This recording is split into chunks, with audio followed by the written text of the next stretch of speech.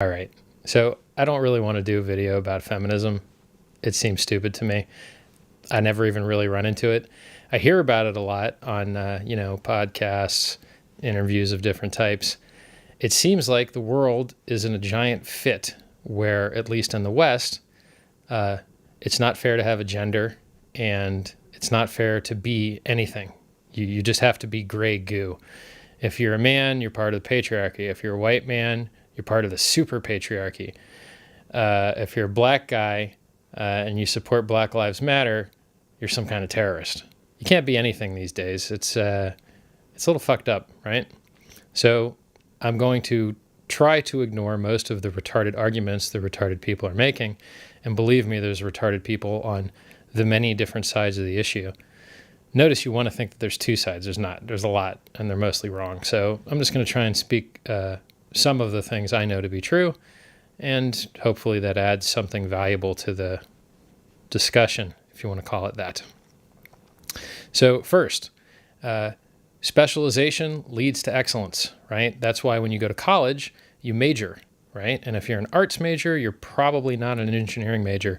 And if you're an engineering major, well, you're probably not an entrepreneur trying to start a business at that moment, right? Specialization is what allows us to be good at things. So how do you know that someone is of one specialty and not another? Well, you could test them, right? So how do you know that girls are weaker than guys?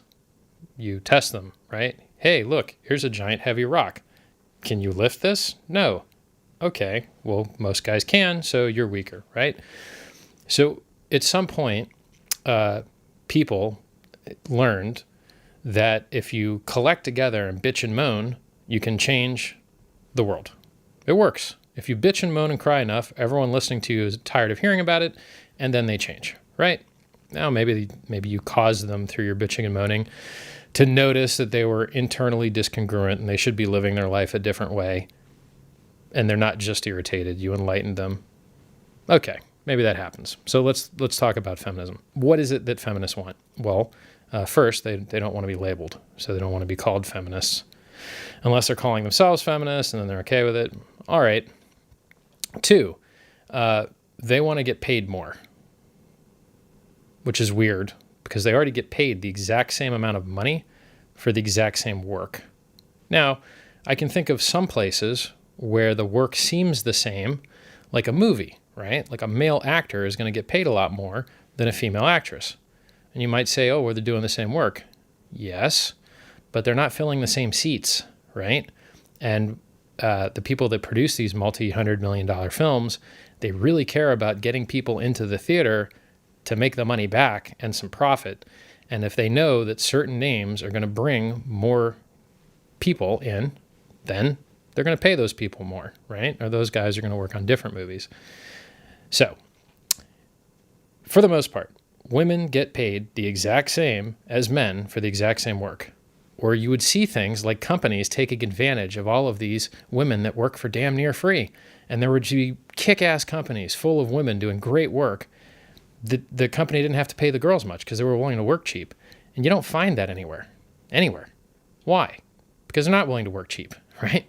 So where does this whole 100%, 70% comparison where people say that women make 25, 30% less come from? Because women get jobs that pay less. It's not that they do the same work and get paid less.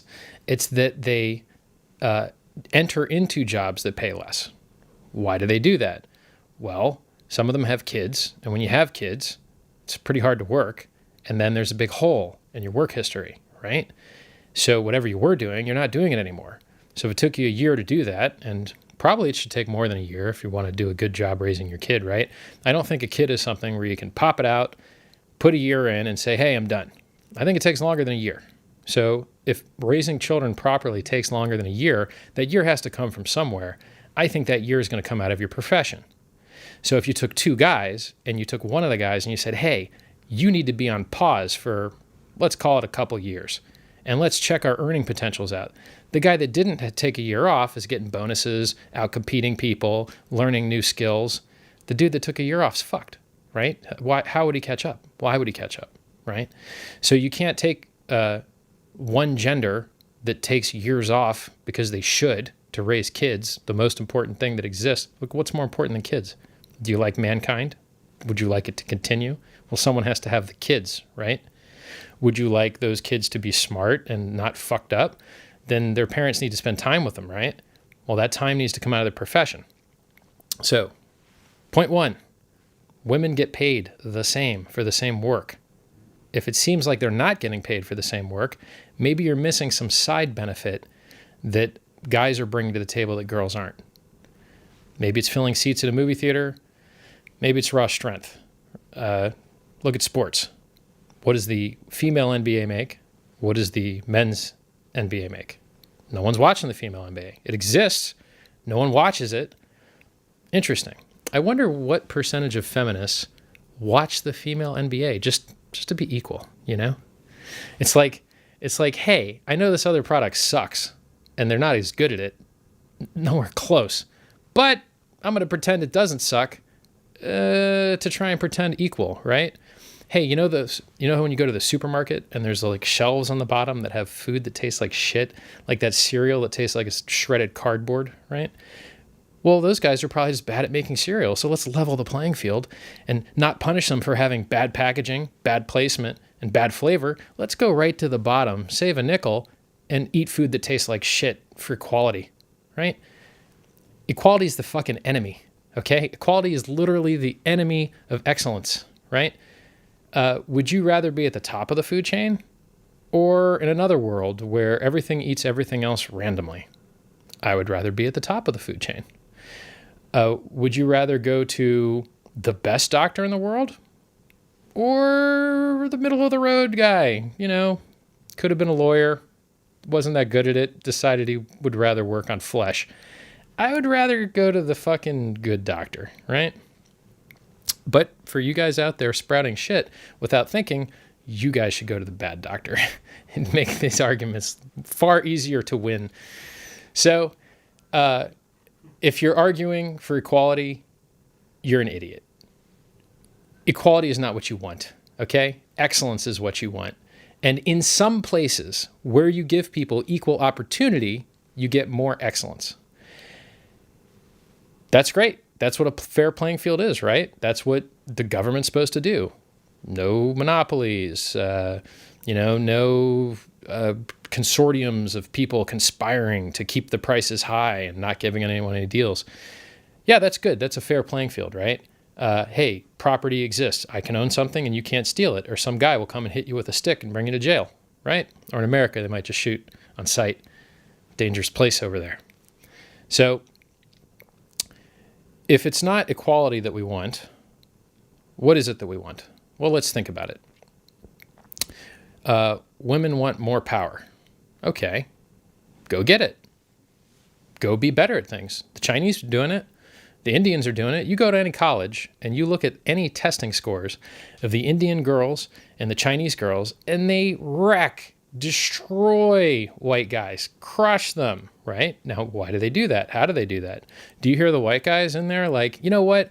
We need to make these Indian girls stupider because they're destroying us in all these tests. No, nobody's arguing that. They earned it. They studied harder. They put more hours in, and they get better scores, right? You can do that same shit after you graduate. You can keep outperforming and keep outscoring and keep earning more than everyone else. No one's stopping you, right? Now, if you have free time and you're not spending that time making yourself better, you're not spending that time becoming excellent, you think because you have a vagina instead of a cock that now you deserve some type of like stimulus plan? Like Barack Obama's got to reach into his pocket and hand you cash because you're missing some man meat? It doesn't make any damn sense, right? Why? If you decide to create equality by paying the losers more than the winners because the winners earn more and the losers earn less because the losers lose and the winners win, you get what happened in Russia. That's what happened there. That's why it sucked, right? Like, oh, well, we're not going to let businesses figure out what things cost. We're going to set that from the pricing part of the government who sets the prices. And they're going to set the prices for everything because those guys that work there are somehow going to beat the market and beat the wisdom of crowds. But they didn't, and it was terrible, right? And what did you get? You got more and more corruption because people didn't earn through the free market what they deserved. They took what they could get. And so the saying over there was, we pretend to work and they pretend to pay us. That's a bad system, right? So you women out there that want more, go and fucking get it, right? Look at Europe, right? I shouldn't make fun of Europe, but I'm going to.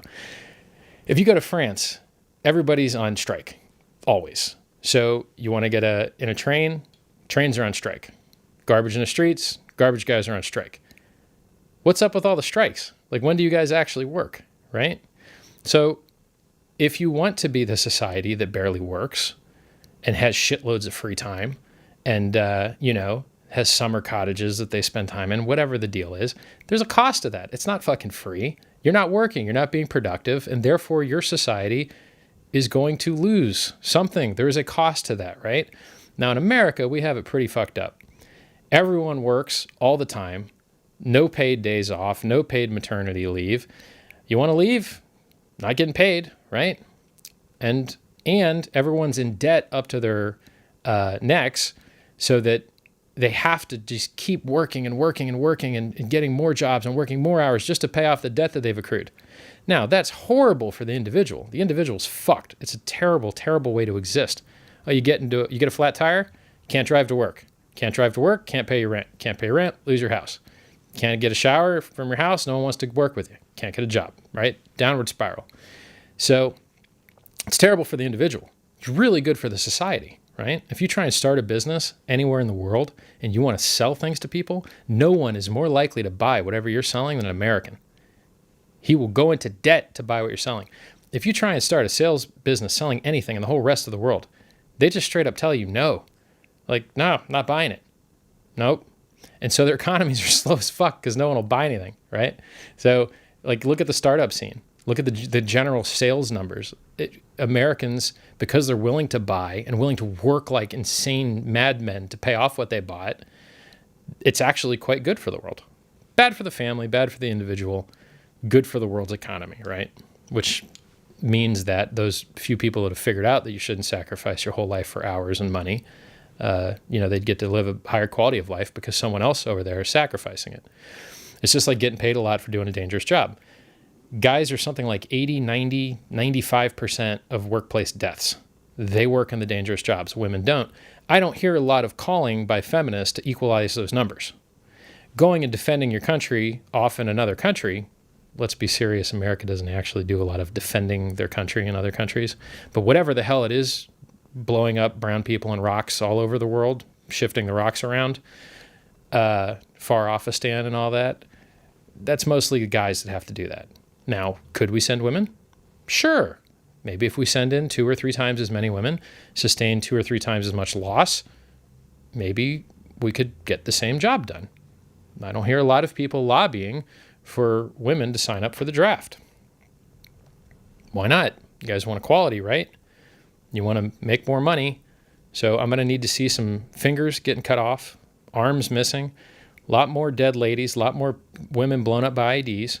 Once we get some of those things in, then we could start to call you guys more equal. Or we could stop trying to shove equality everywhere. When I go to eat, the fork does one thing, the knife does another thing. I don't try and use the fork to eat spaghetti, rather the knife. You don't want to eat spaghetti with a knife. It probably is a terrible idea, right? So stop trying to shove equality everywhere, okay? You're not supposed to, when you take your test, there's A, B, C, D, F, right? Well, first, what happened to E? I'm curious. Why does no one get E? And second, not everybody gets the same grade, right? Not everybody's the same height. Not everybody has parents that love them. Not everybody is white or black or brown. Stop trying to make things fucking equal. We don't want more equal. We want more excellence, okay? And so in those few places, well, probably more than few, right? A lot of places equality exists. Gender